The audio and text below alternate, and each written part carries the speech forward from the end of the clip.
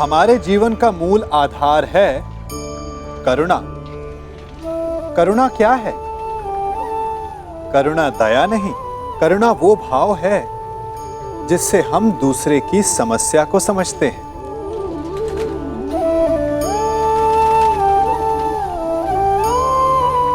उसकी कठिनाई को अनुभव करते हैं। इस संसार में सारे संघर्षों का मूल है एक दूसरे की परिस्थिति को ना समझना, और इस समस्या का हल है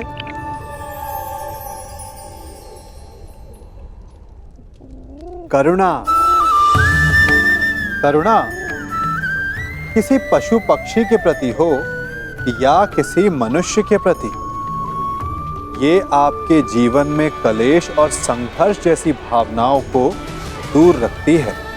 और जिस दिन आप दूसरे को करुणा के दृष्टिकोण से देखेंगे, आपको उसकी समस्या समझ आएगी और उसे आपकी, और उस दिन हर संघर्ष का अंत हो जाएगा। मैं वचन देता हूं मित्र कि संसार की सारी संपत्ति विजय करके तुम्हारे चरणों में रख दूंगा। बस इस खेल को रोक दो मित्र।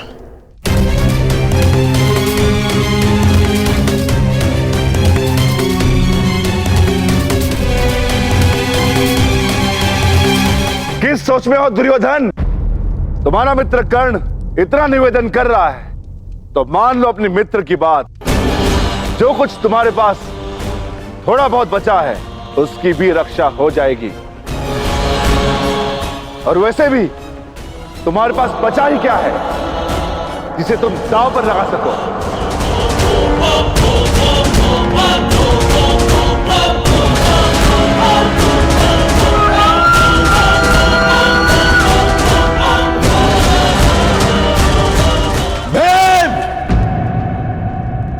दुर्योधन अजय योद्धा है।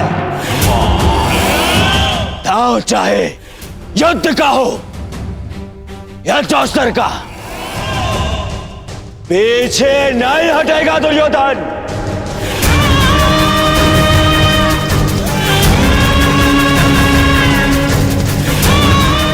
मैं दांव खेलूंगा, खेलूंगा दांव।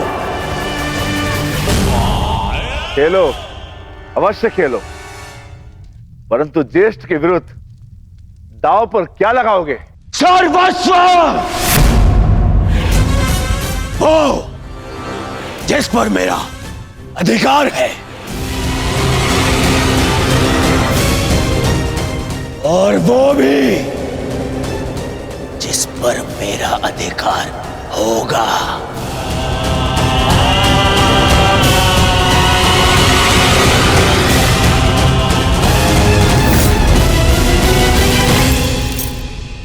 आभूषण जिन पे मेरा अधिकार है,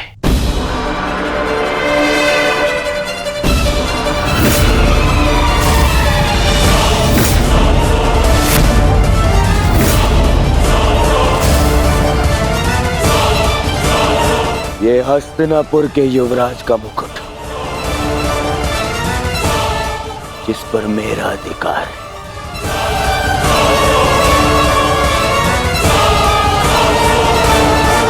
सबसे अधिक महत्वपूर्ण वो जिस पर मेरा अधिकार होगा।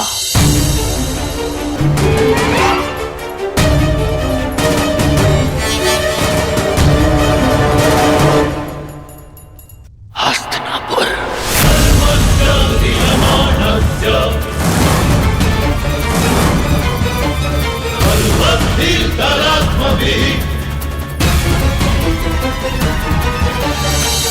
मैं दुर्योधन आज हस्तिनापुर के सिंहासन को दांव पे लगाता हूं।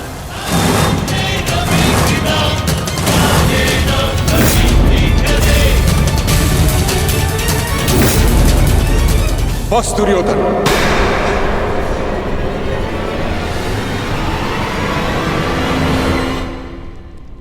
हस्तिनापुर कोई वस्तु, कोई आभूषण, कोई संपत्ति नहीं।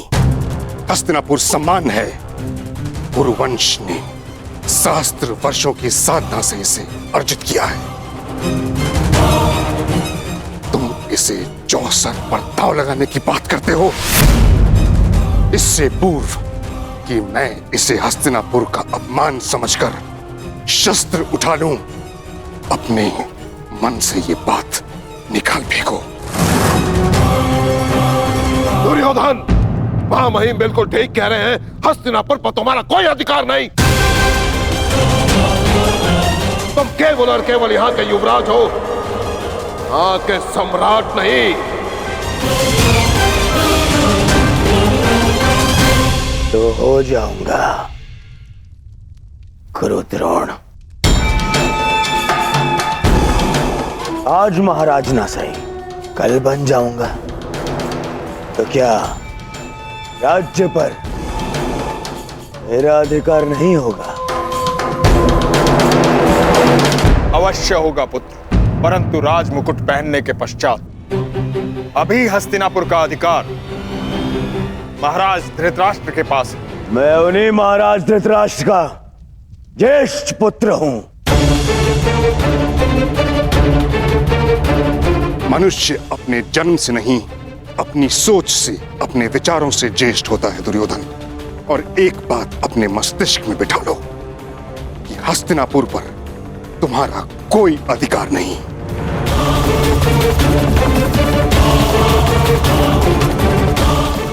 ठीक है, तो जिनका अधिकार है मैं उन्हीं से पूछ लेता हूं। पिताश्री,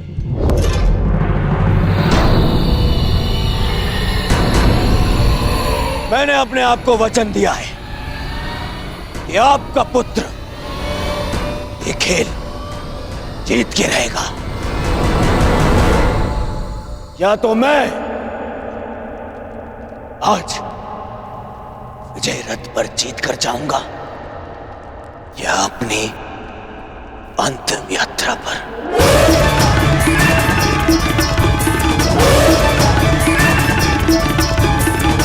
जिस सम्मान की बात पितामह कर रहे हैं, हस्तिनापुर का वही सम्मान आज दांव पे लगा है। अब आप बताइए, क्या आपको अपने पुत्र पर विश्वास है?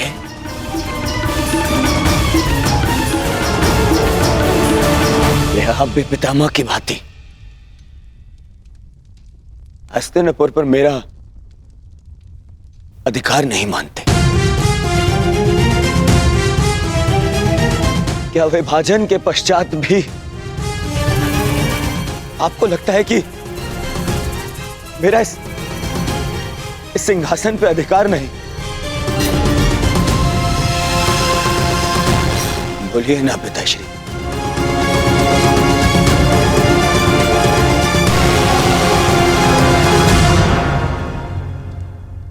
अधिकार है पुत्र।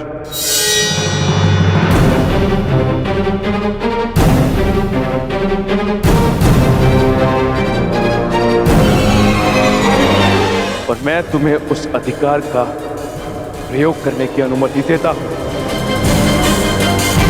धृतराष्ट्र, तुम ऐसा नहीं कर सकते। हस्तिनापुर को दांव पर नहीं लगने दे सकते। पितामह,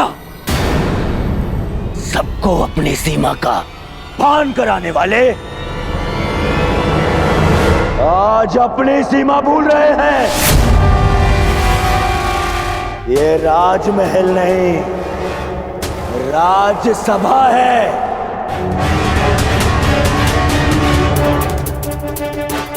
और इस समय वो अपने महाराज से बात कर रहे हैं, और आप सेनापति हैं। और सिंहासन पे बैठने वाले महाराज की आज्ञा पर प्रश्न चिन्ह लगाने का अधिकार नहीं है आपको। जिसका हस्तिनापुर पर अधिकार है उसने अपना निर्णय ले लिया और अब आप अपने कर्तव्य का पालन कीजिए।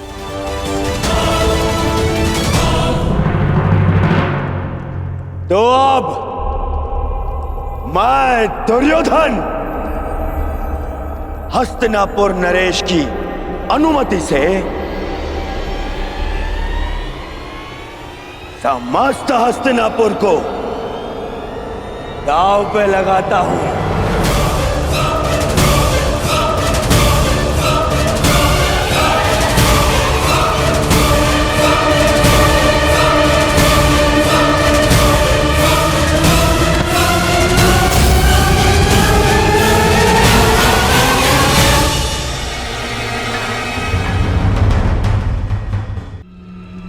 बस कान, ये मार्ग दिखाने का नहीं,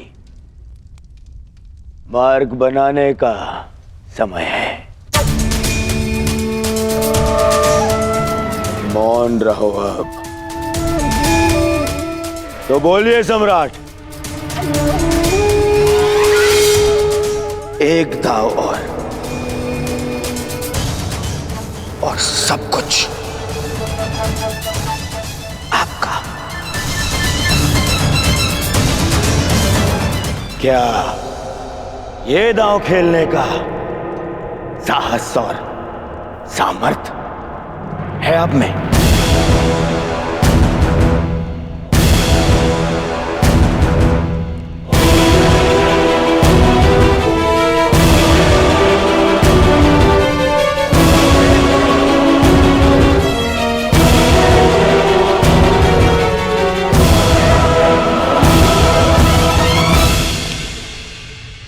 तो मानिए सम्राट, उठ जाइए।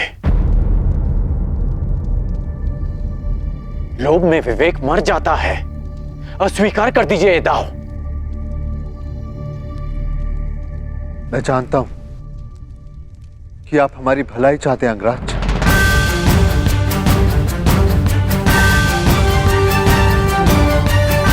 परंतु मैं हस्तिनापुर के अस्तित्व की भलाई चाहता हूं।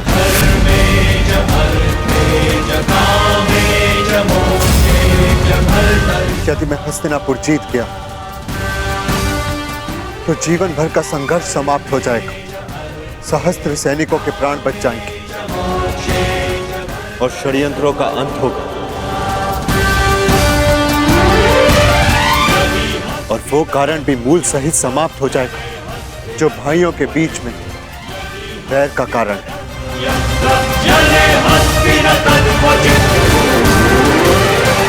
हाँ तो सम्राट, हस्तिनापुर की तुलना में आप दांव पर क्या लगाना चाहेंगे?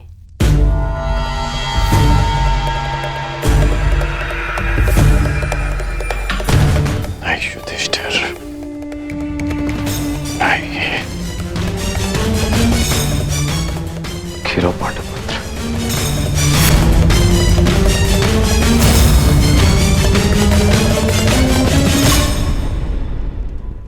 मैं इंद्रप्रस्थ को दांव पर लगाता हूं।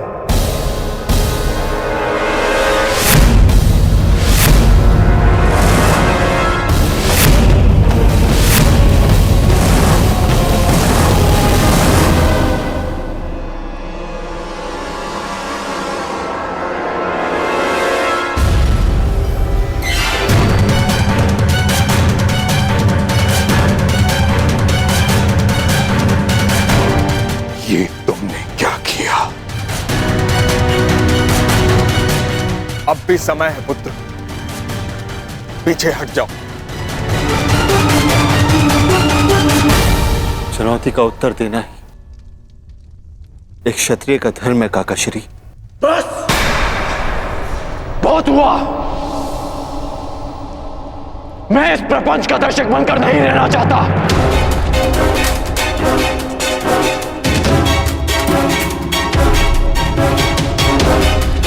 अंगराज, अपना वचन तो याद है ना आपको? प्रत्येक परिस्थिति में आपको अपने मित्र का साथ देना होगा। मुझे वचन दो, हर परिस्थिति में तुम मेरा साथ दोगे।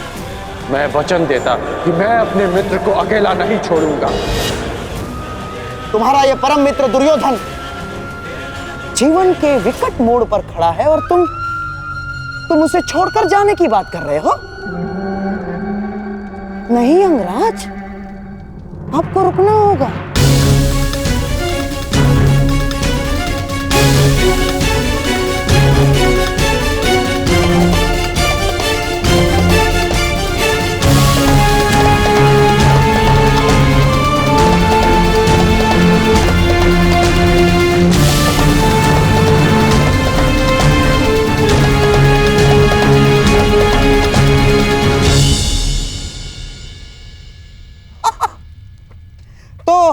आइए सम्राट, बिना युद्ध किए हस्तिनापुर पर विजय पाने के लिए पासों का प्रयाण करें।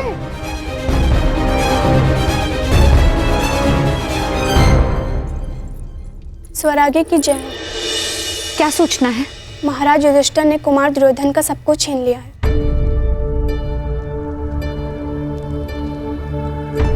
बस अब खेल समाप्त हुआ। माताश्री, अब हमें चलना चाहिए। खेल अभी समाप्त नहीं हुए सम्राज्ञी। युवराज दुर्योधन ने हस्तिनापुर को दांव पर लगा दिया। अंगराज कर ने सम्राट को रोकने का प्रयास किया। तो सम्राट मान गए ना? नहीं महारानी, उन्होंने भी इंद्रप्रस्थ दांव पर लगा दिया। प्रत्येक मनुष्य की सबसे बड़ी शक्ति ही उसकी सबसे बड़ी दुर्बलता भी होती है, और धर्मशील की दुर्बलता उसका धर्म होता है। इसलिए प्रयास करना कि समय आने पर धर्मात्मा को दुर्बल पड़ने से रोक सको। द्यूत पहले विजय देता है और फिर विवेक हरकर पराजय। सम्राट को रोकना आवश्यक है माताश्री, कहीं गांधार नरेश अपने छल से कुछ अनर्थ न कर बैठे। पुत्री, चिंता मत करो, वहां पितामह है, द्रोणाचार्य है, कोई अनर्थ नहीं होगा। जब पितामह और आचार्य द्रोण हस्तिनापुर को दांव पर लगने से नहीं रोक पाए माताश्री, तो कोई और अनर्थ कैसे रोक पाएंगे? सब नियम से बंधे हैं और हम भी। और नियम ये है कि जब तक युद्ध चलेगा राजस्त्रीय सभा में प्रवेश नहीं करेंगे। लीजिए सम्राट, अब दोनों खिलाड़ियों का केवल एक एक मेरु शेष है, दांव बराबर का, और जीतने का अवसर भी बराबर का।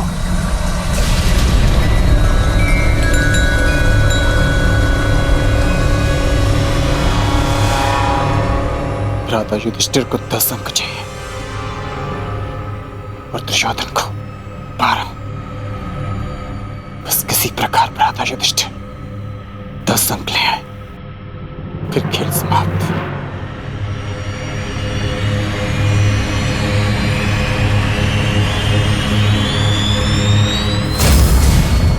अच्छा प्रयास था सम्राट, केवल एक पक्ष से दुर्ग के भीतर जाने से रह गया।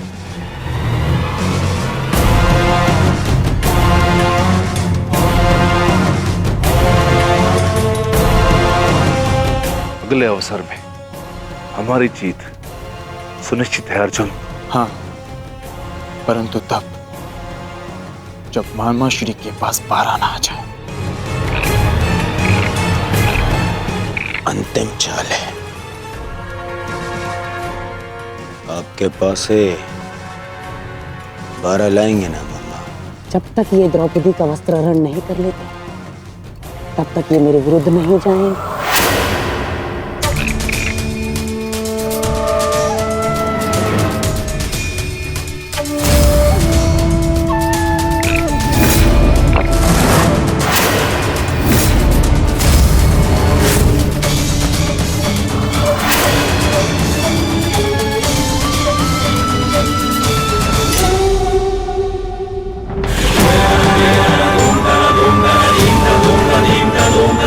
Dum तुम्हारा।